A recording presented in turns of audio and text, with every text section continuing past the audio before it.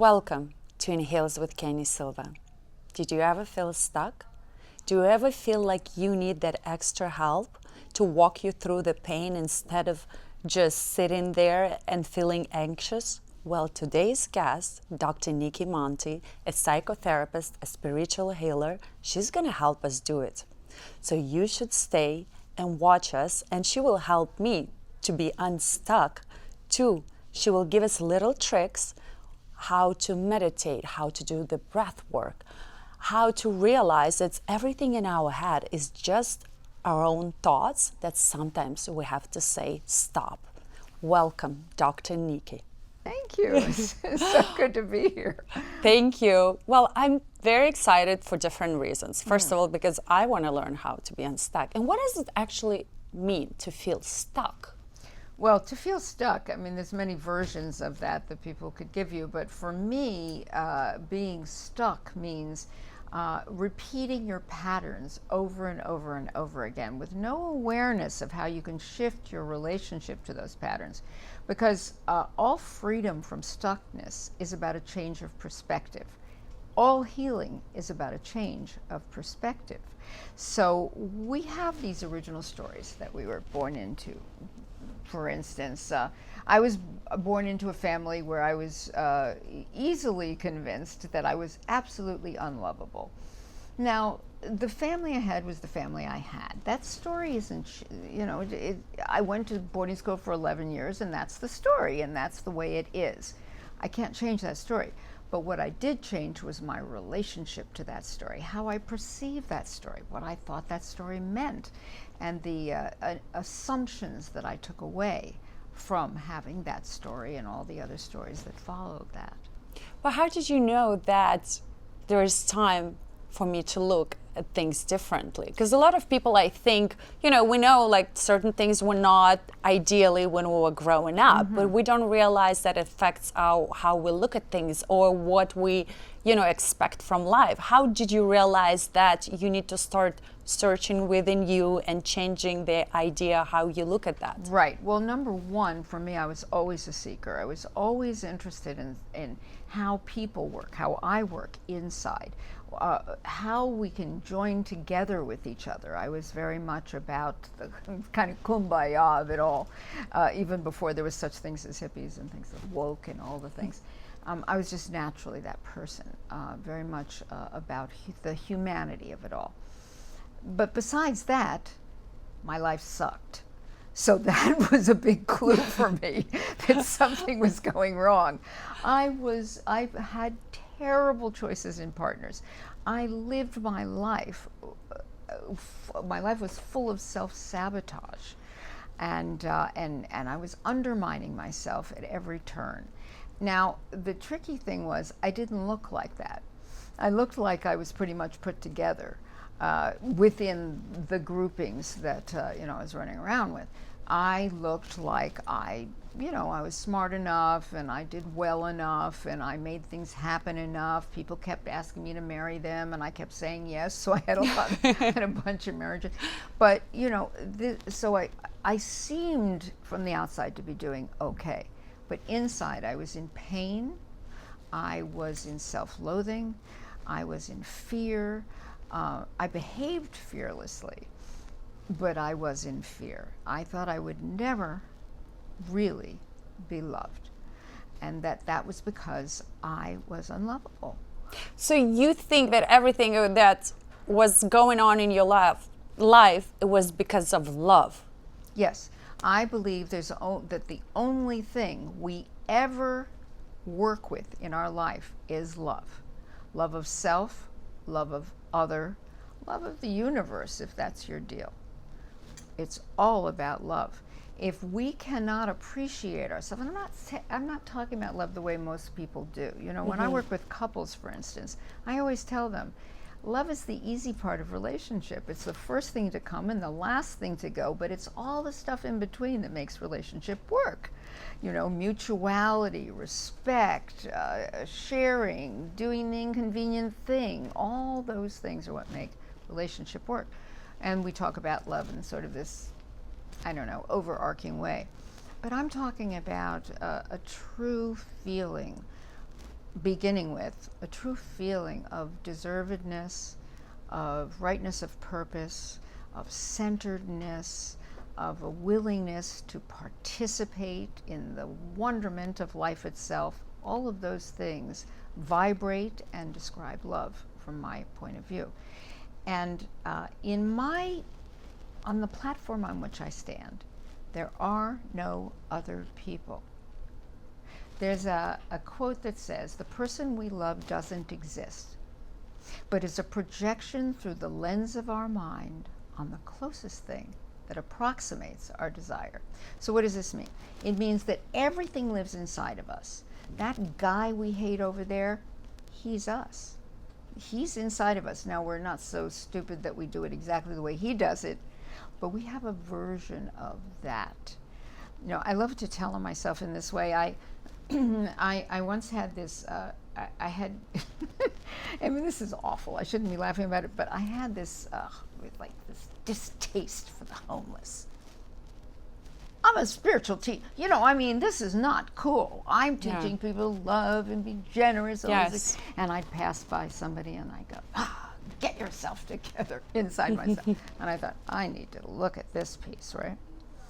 Well, what I discovered eventually was that I had so much trouble asking for help. I could not accept help. Oh my God, this is me. I know, that's why I'm telling the story. I had so much trouble asking for help, so much trouble. You know, this is the most powerful position we can take. It's the upward turned palm, because it both offers and receives at the same time. And I had so much trouble. So when I looked at that guy and he was holding out his hand and people were putting money in his hand, and I was like, well, that's not, get yourself together. And it lacked compassion on my part completely. So what I did was I went down and worked with the homeless. Wow. So that I could reclaim the compassion that people who are in so much pain with themselves, feel so powerless, can't actualize, are drinking themselves to death or whatever they're doing. So I could come back into a caring about that. You know, it's so funny you said about asking for help, because this is me. I never ask for help. And this is actually one of the few times where when one of my guests got sick, I asked for help. And that's how I got you, which I'm very grateful, which I'm very happy. I'm like, you know what? I'm doing those little things because I love self-reflecting and I love journaling, and I always write the things I need to work on. And I try to make like a little thing like, this is what I need to do. You know, like, but I always wondered, like, why I never asked for help. Of course, when I was growing up, it just something, you know, it was not, you know, it was not something I was aware that I can even do. That you could even do, yeah. And I mean, that's the piece. So this is how mine started, and this was a long pattern, and I have, this is the, we were talking a little bit before we started about vulnerability, and I was very, unavailable to my own vulnerability, let alone allowing people really to feel my heart and feel what I had to offer. And I'm not talking about as a therapist, I mean just as a human being. I couldn't allow that. I was too afraid, because again, I started with that unlovability piece. So what happened was I didn't have much teaching from parental figures. And so I developed this thing about, if I'm a really, really good girl and I figure out how to do it, they'll take me back again. They'll stop sending me away, right? So, hey, look, I'm doing it myself, right? Aren't I a good girl? I'm doing it myself. Well, over the years, by the way, they didn't take me back, right? But over the years, that became, oh, no, I'm okay. That's all right. Don't worry about me. I'm doing it myself. That's okay. Don't worry. And then the years passed by, and that became, get out of my way. I'm doing it myself. Now, that was all inside, but it vibrated. The world greets us from where we greet it. If I'm shut down and unavailable, that's who'll show up in my life. If I'm tender and loving, that's who will show up in my life. So here I am. I've moved through, decades, several husbands, my husband of 33 years died. I watched him die for 18 months. You know, it was very transformative for me. But for so long. I wasn't afraid to be alone because I always felt alone whether I was with somebody or not. Because I had a wall between me and them. I was always girding my loins. I was always making sure that I wasn't going to go all in, because then you really are going to get hurt, right? Yeah. As if I wasn't getting hurt anyway, right? Yeah. Or hurting myself. But what happened was I had softened so much, and I had become so much more of a, just really embraced my feminine and allowed my feminine to come forward, and was working from the heart and my huge intuition and all the things. And lo and behold, I met the love of my life, and we've been together. This is our 5th Christmas. Oh my God, you're gonna make me cry, because that's what I'm working on, embracing my feminine side. Because I don't think I ever allowed it to come out, because I'm always like, I'm strong, I don't need anybody, I can do it by myself. If I don't, I'm gonna figure it out, and I always do. And it's good and bad, because I really don't need anybody. I can survive in any situations. But at the same time, I feel like I don't have that, you know, it's like, okay, let's go have fun and don't do anything part, you know, like just enjoy of doing nothing. And actually in the summer when I took my kids to Greece and we did this, it was like they attached us to this water thing and they took us on the river, and my kids were so shocked when I said, I'm gonna go, guys, with you. They're like, Mom, really? I'm like, I wanna have that moment with you and being a kid. Because I never actually was a child. I grew up very fast. You know, I grew up very fast. I started working at 15, but even, you know, it's like, and that's why I realized I missed those times. So even now, I tell my kids, like, please enjoy. My 17-year-old, you know what? I know you wanna be a musician, but allow yourself to be a teenager. Go have fun. So then you're not at my age and thinking like, oh my God, I never get a chance to do all those things. Well, it's good advice, except there's no lead by example. Yeah. You know? Well, I'm actually, she's like, Mom, no, I told her, I said, Alexis, you have to, you know, you have to help me to be accountable for that. At least once a month, we're going to do something that I would never do. And she's like, okay, Mom, let's do it. Yeah. You know, she's like, well, you know, the thing to be asking yourself, the thing I asked myself was, what's the payoff of never softening this situation called me? What's the payoff of that? What am I really doing? So what I was and what you are is called counter-dependent. So we're so afraid, I was, you still are, so afraid of being dependent on somebody else who will break your heart, let you down, disappoint you, whatever your list is. We're so afraid of that we never let ourselves depend. Now there are people who are completely dependent and they're clingy and they're, you know, suffocating and they're all these things. The good place to live is called interdependence. Sometimes I depend on you, sometimes you depend on me. And that's what great relationships are made of, I believe. And the idea is to allow people to hold you with their mind, their heart, their arms, is to hold you and allow yourself to be vulnerable. And I tell you, it is the scariest thing in the world when you first begin it. How do you begin it? Like, where do you start? Well, use that wonderful capacity and love for honesty that you have. You're very, you're rigidly honest. Now you have to learn to be softly honest. Okay. And that means that's about your feelings, not your thoughts, not your doings, not your mischief even, but your feelings. I feel so lost, I feel so scared, I feel so lonely, I feel so, I want to chew glass right now, I'm so mad. Whatever is the truth. Okay. But vulnerability is about talking feelings. And I said to you, I get to sit here and look at this beautiful face. That's vulnerable. I mean it. I mean everything I say.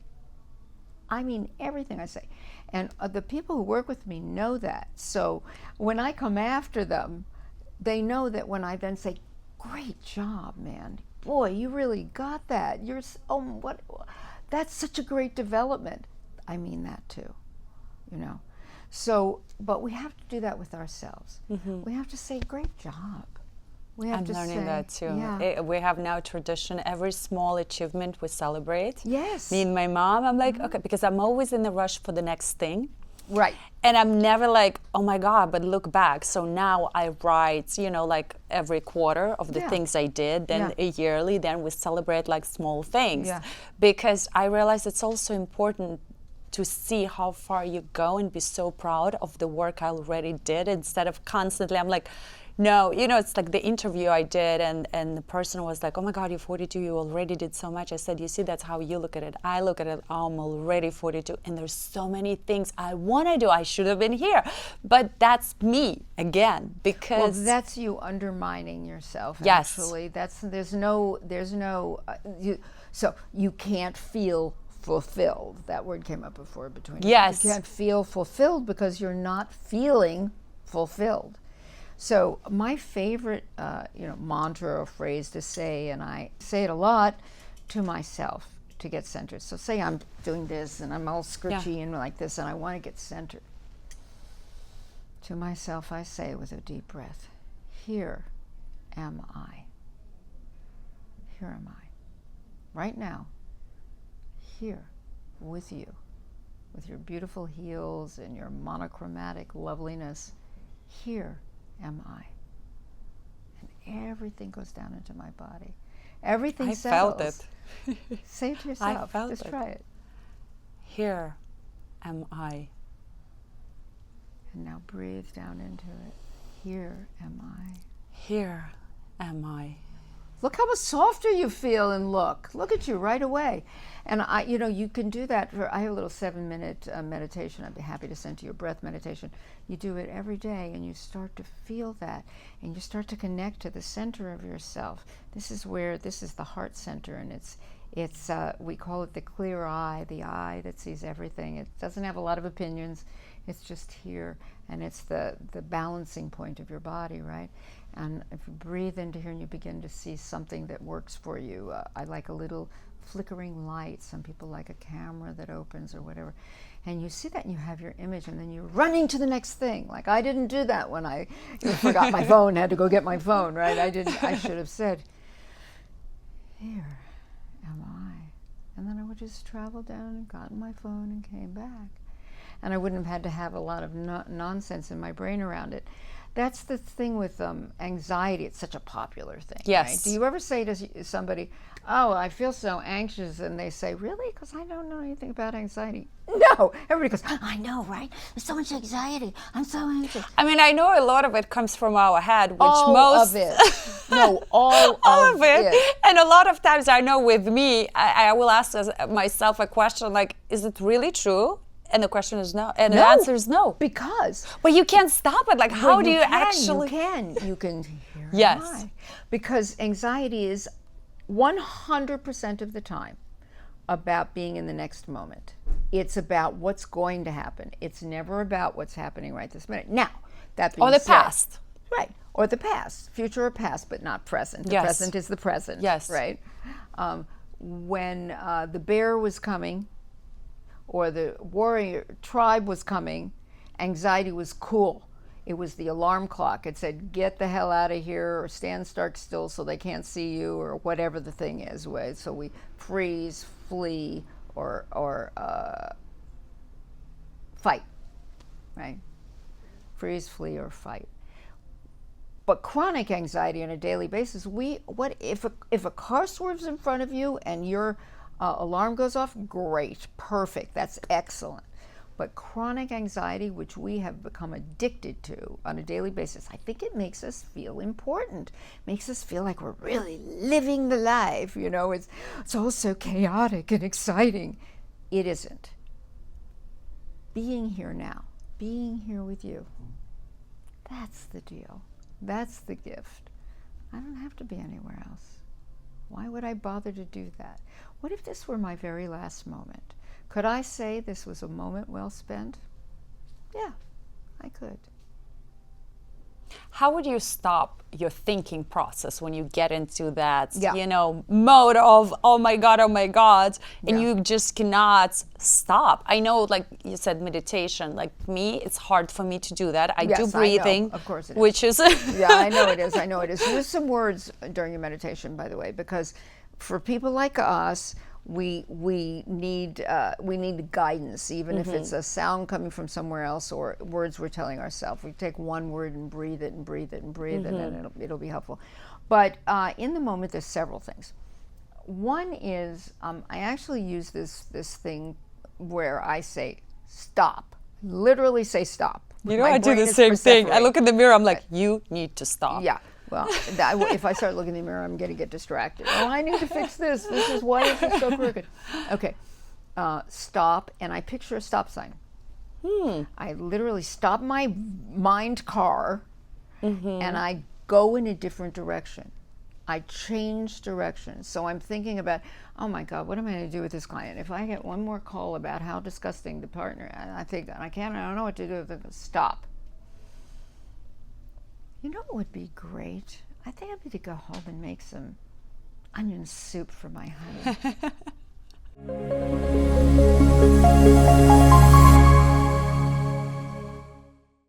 These thoughts, that's why I call myself a thought healer, because these thoughts don't have to run us. We can decide. And if we're doing that over and over again, we want to ask her, what is the payoff of this negative thinking? I think gratitude is given too little stock as a healing mechanism. Yes. And it's not pretense, it's real gratitude. We all have things to be grateful about. I mean, No, I truly believe in that, especially after my daughter went through a traumatic life situation. She knows she's such a different teenager compared to others because she doesn't take things for granted anymore. She had to relearn at 14 how to walk, how to eat, being alive, going to school. She just wanted to go to school when nobody wanted to. She just wanted normal life, and she put all that into music. But we do it together. We sit down, or I do it. I actually think this is one of the things that truly helped me. Being grateful, just writing down, That's and right. then you realize, like, wow, there's so many beautiful things. That's right. And this is the life you wanted. That's exactly. Well, it's probably better because we're really limited by the box in which we look, the box we look through, the lens we look through is a limitation, actually. Life will give us more than we ask for if we can shut up long enough to see that it's there. But mentioning gratitude, I love to have people write a gratitude list in the evening, all the great things that happened in the day, read it to themselves in the morning, write a new one in the evening. Okay, that's a good and it one. may be I sat still for 5 minutes. In your case, it may be, well, I didn't make a new plan for the next thing I'm going to do. I just sat in where I am right now. I played with my daughter, whatever. Yeah. And for you also, I think it'd be great for you to start asking, what did my daughter teach me today about being female? She's my greatest teacher. Of course she is. And I look at her because I always say to myself, like, I don't want to be like my mom, not because she's an amazing mom, but it's just a different nurturing mechanism that, and I learn it with her, and I tell her, like, Alexa's like, I'm working on things, like, we work, and she tells me, Mom, I want you to do this. I'm like, okay, I'm working on that, and she's so patient, and she understands that that's something that I didn't get as a child. Yes. And she understands that, and that's why she's very vocal, which I'm very happy because she learned from Alexis her, is your Alexa. mom. Alexis is my daughter. Alexis is my daughter, know. and she's my mom. She's exactly my mom. Yeah. In a sense of, but ever since my kids were little, I always told them, like, listen, like, you can always get, if you need a tutor or help, you just need to learn how to advocate for things you need. And she did. She learned it very well. And so she's when I talk to her sometimes, I was like, oh my God, like, you are really, she knows exactly, she actually wants to be a psychologist, so she studies it. So, because she went through so much, so now when I talk to her, I'm like, oh, I have a therapist at home. Great. Yeah. The one of the things I want to say about the stuckness piece, and this is not a popular notion, but I don't care.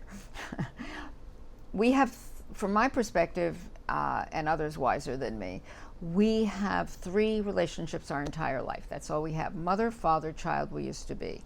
That's it. So your mother lives in you. Can't not be your mother. Your mother lives in you. You can take what you like and throw away the rest, but you have to find out how she lives in you. How does your father live in you?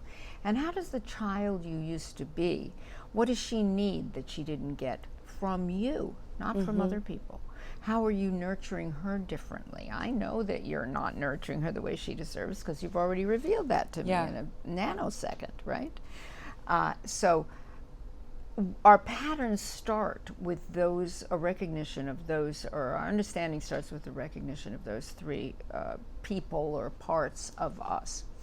And then we see what is the payoff of continuing to do some of the things that over and over give us trouble. It's not a mystery. Everybody knows where their Achilles heel is, or their, the things they do. Oh, that didn't turn out so well. I made that choice again, whatever it is, right? And why do we do that? Because we're in pattern, and we need to do pattern interrupt. But we can't do pattern interrupt unless we know what the pattern is we're interrupting. Great news, we only have 2 or 3 themes for our entire life. Only have 2 or 3 things, but it means we don't have to keep reinventing the wheel, right? We can figure out what our themes are. For you, for me, it's always about, it was for a long time, I've really changed my DNA on this, but how can I open my heart and allow people in fully? I learned very early on that was dangerous. You know what? That was a story I told myself. I built defenses around that story to make sure that I perpetuate. If you believe that you're always going to be abandoned, for instance, which is one of my things, then you're going to find people to abandon you. They're not hard to find. If you believe you're going to be disappointed forever, you'll find people to disappoint you. If you believe that there's more good than bad, that you deserve to be treated beautifully, you will find people to do that. Because we have these radio waves going out announcing who we are. So we can always see where we are by what's in our life and how our life is going. So everything comes basically from childhood. Yes. So Well, it's announced and initiated in childhood. So how can you be a perfect parent not to give child? No. Is there a formula or no? Everybody watching, give it up. There is no such thing as being a perfect parent. You can do it differently than your parents do, and then other things will be missing too. There's no such thing. We're human. So there is always going to be a curve along the way. Always going to be a curve. And somebody will have to figure it out and just... Yes, and isn't that great? Because mistakes grow us. I love mistakes. I'm like Alexis, because things happen. I'm like, you always have to look at it. You know what? That's a lesson. Yes. And then you get excited because I believe there's always a rainbow after the storm. And then you always get so excited because you're like, okay, well, now I want to see what's going to happen. Yes. And it always does. And we actually go through those moments of life like, look, this is what happened, but look what came out of this. Yeah. And we, I'm a big believer that you can find, great things out of really bad ones. And I personally do it all the time. And it just... looking at this, I'm like, well, is there a formula to raise a child that they can have like a fresh start? I don't, Or I mistakes to avoid as a parent. The formula to raise a child is, I think, all about love. I'm watching, there's a new baby in the family, and I'm watching my partner, my fabulous partner, his daughter is the sweetest person in the world, and she is raising this baby with so much love and like joy, so much joy. And I'm watching this, and it is absolutely clear to me that is the key to raising. It's not about, can I get them to sleep when I want them to sleep? It's like they're going to cry, they're going to be in pain. It literally hurts. Growing pains are growing pains because the body is being stretched and all those things. But the only thing, I think the perfect, I have sort of some rules about this. I love parents who say oops when they make a mistake, rather than try to hide it or explain it away or whatever. Oops, I made a mistake. I'm so sorry. That's, I love parents who invite their children to talk about their feelings. I'm kind of kind of obsessed about feelings at this Yeah. point in my life, and truth tellers, you know, and then of course it's all in the sense of nurturing love, and you know, since there are no two souls on the planet that are alike. No two souls, they're just like fingerprints, right? There's no two souls that are alike. They come in with their own material, as far as I'm concerned. There's genetic, there's generational, there's global impact, depending when they're born. I mean, I didn't have internet, or thank goodness, or you know, AI or whatever they're going to have in the future. I didn't have that. I didn't have that distraction. So I went to creativity. Yeah. You know, I made things up.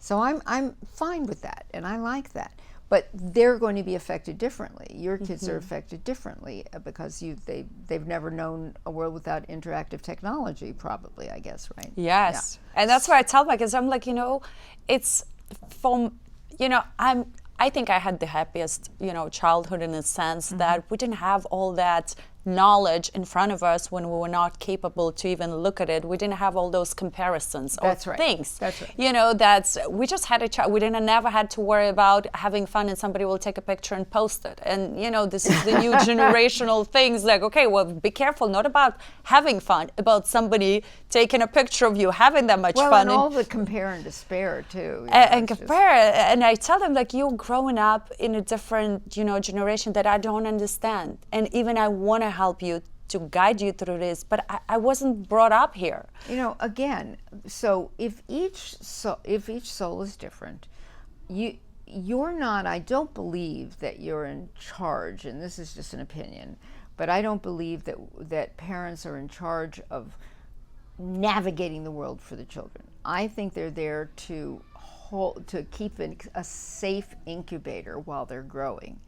You know, to present or offer a safe place to become who they're meant to become, and you know, not everybody's going to agree with that, but I see what happens when parents try to force their kids down one lane or another. Yes, lane. that's what I wanted to say. How do you know, have that balance with over-loving and being like, no, this is what you need to do. This is what it is. And, you know, like, I was fortunate enough that Alexis knows exactly what she wants and my son doesn't.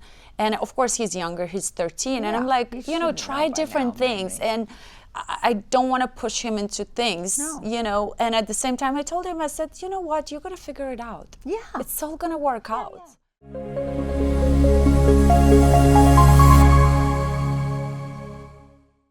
I think that I kind of would look at it like, this is the way I look at, I've had a lot of animals, right? This is the way I look at it with animals. Do I want to do this surgery or do this treatment or whatever on this animal for me or for it?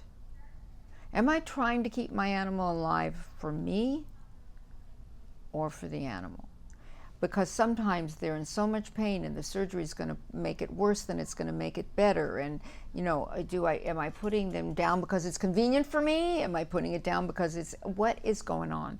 So if you're loving to the point where it feels like it's for you to make up for something you feel bad about or whatever, then you need to pull back. If you're doing it because you really think that's the way to usher your child into a better life, go for it. That would be a simple kind of version of that. The other thing about being stuck is if we listen to what we tell ourselves, we listen to the words we say, we will hear repetition, you know. I have terrible repetition. I'm repetitively mean to myself about the computer.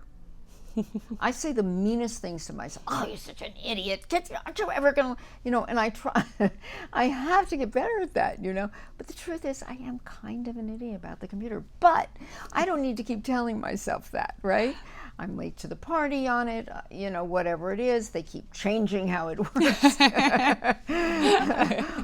You know, you go to sleep, you get up, and there's a new program going on. Yes, an update. They did not ask you if they could do that program. They just made it happen. The same thing with your phone. Okay.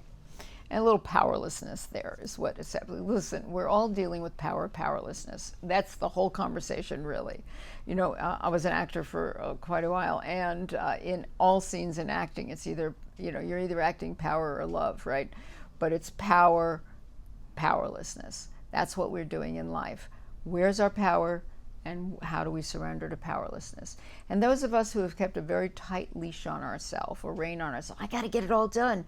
What's going to happen if you don't get it all done? All these things that you think you're supposed to get done, and I'm right there beside you on that. What's going to happen? Are you not going to be remembered? Are you going to be less of a person? Is your contribution going to be unseen and unknown? I mean, what is going to happen if you do all the things and more? And what's going to happen if you don't? It's just an interesting thing to discover for yourself about how you feel about that. There's not a right or wrong answer, by the way. So do you think people want to achieve things because they want to be loved for that? It depends on the person. It certainly was my aim.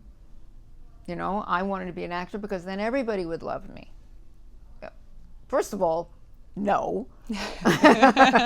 Doesn't work that way. Second of all, ick. Nobody loves Yes. Because we live through projection. I had this thing with one of my dog Bruno one day. He had been never seen himself. He'd never looked in a mirror, and he got up on a chair and one day, far into his life, he's 17 now, so this is maybe he was 10, and there's a big mirror in front of him, and he looked, and he thought it was another dog or something. And he started growling and barking at himself in the mirror, not realizing it was him. And I realized at that moment that that's how we mostly live our life. We look at somebody else, we think they're somebody else, but what we're really growling at or appreciating or whatever is ourselves. You know, when I'm mad at somebody, I'm not mad at them. I'm mad at how I feel in their presence. I'm mad at how I don't feel respected enough or admired enough or whatever I'm going through at the moment, right? Yeah. So imagine how much freedom is that if we know that. Gone is the anger. When I mean, you know, it just disappears in that moment if we know it right away. The sooner we know it, the better. So that's a part of our stuckness. We get stuck on an idea about the way the world should work and the way it should work for us and the way we should work in it. And we get stuck on that idea instead of saying, many times in my practice, I've been in situations where I didn't know what to do.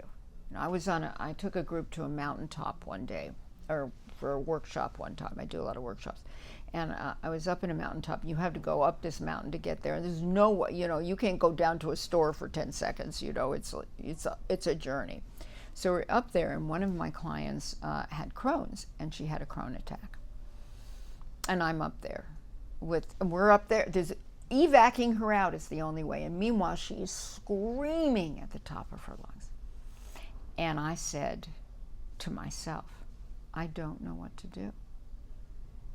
And the minute I said that and I shut up, everything flooded in about what to do. And we all gathered around her and we did some, you know, talking and being and whatever the things we were doing is, which I won't describe, but because, you know, you'll have me committed. But no, we did these things and we were with her in a way where she could settle down long enough before the evac helicopter came, you know. So for me, I find I don't know what to do is a way to open my mind, my heart, my understanding, and it allows me to move to the next moment with much more grace and gratitude. So if, obviously, like for me, when I shut down my thinking, the answer will always come. Yes. What to do. That's right. And now you're going to breathe down at the same time. Shut down your thinking and breathe down into the center. Because all the real answers live in the body. All the real answers live in the body. And all the questions live in the brain. Yeah. And then, so it's a built-in intuition function. Exactly. And how do you know when it's really an intuition or something else is Like a wish. yeah, a wish or whatever, and you're like, oh, that sounds good. Well, Yes. sometimes it's the combo pack, but I wouldn't trust that. I know, I ask that a lot. Usually, I know if it's something that I want to control, it's not intuition. Intuition Okay. usually surprises me. It surprises me with its answers. And I think all the best things in life happen by surprise. You know, make all these plans, and it's going to happen this way, and it's going to happen that way. I had a plan for how it was going to be when my husband died. I had a plan, but guess what? His psyche had a different plan. And I was so mad about how it turned out. It was not the payoff, the emotional, that I thought it would be. And I was terrible for a short period of time, a matter of minutes, but I was terrible about how I handled it because I was so mad. It was such a surprise, and it was such an announcement for me of one more time. You are not in charge of outcome, Dr. Nikki. Nobody is in charge of outcome. The only authority we have is the decision we make moment by moment. In this moment, how we're together. That's where our power is. So we suit up, show up, do our best, and the chips will fall where they may. I like that. Because that's what exactly after my divorce I learned to be surprised with life. And I always say when I was married, I used to make plans 3 years in advance. And if something goes okay, like my kids are going to go to this college. And the first thing I did after my, divorce, I'm like, I'm going to let the life surprise me. Of course, there is different moments and I allow it. Like, hey, a lot of times I'm like, people ask me like, what are you going to do for New Year's? I said, I don't know. I don't know and I don't want to know. Yeah. I'm not there yet. Yeah. And I realize there's so much joy in life when you don't know things. Yes. And it's like you feel like a Yes. kid I again. know.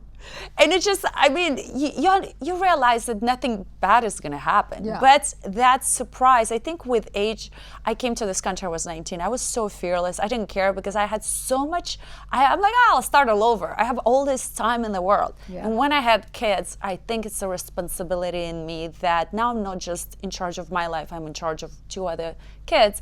I lost that.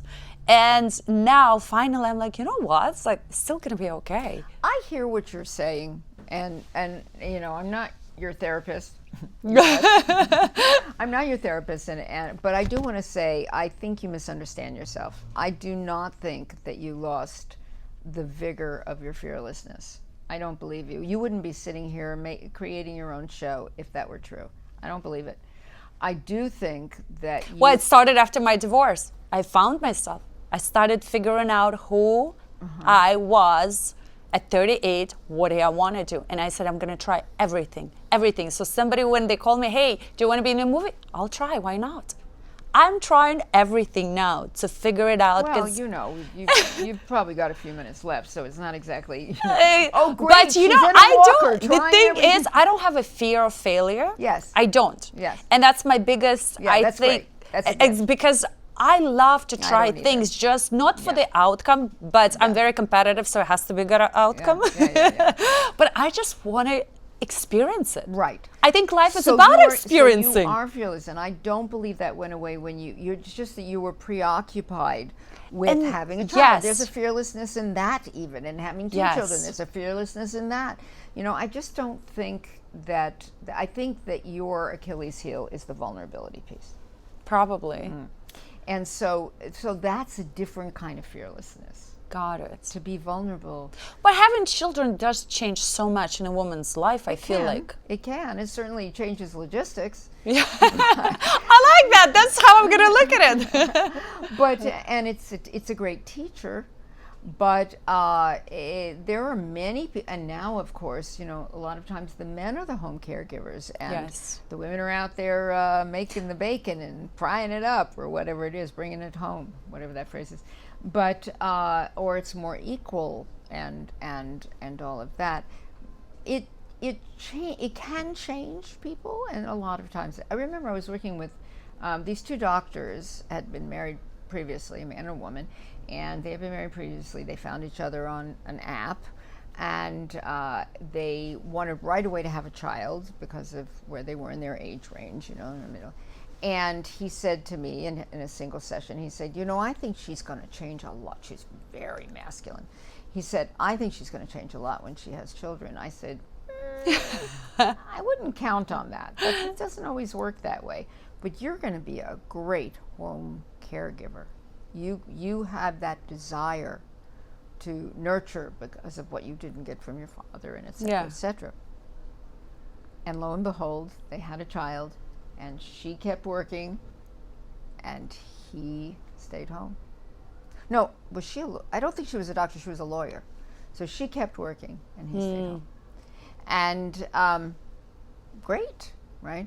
So it should change everything that we do that's new. This show should change you. I don't mean this show. I mean you are having a show because you want to grow through what you do.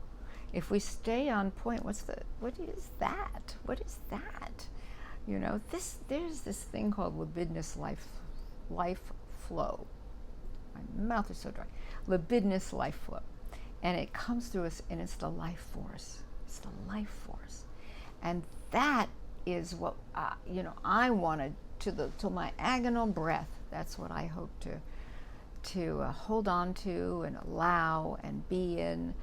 And it allows vivacity, and it's just an exciting way to live your life. That's why I say everything's in the body. Unfortunately, we have very much become, most people are walking heads. They're living in their brain, and they don't really have respect for it.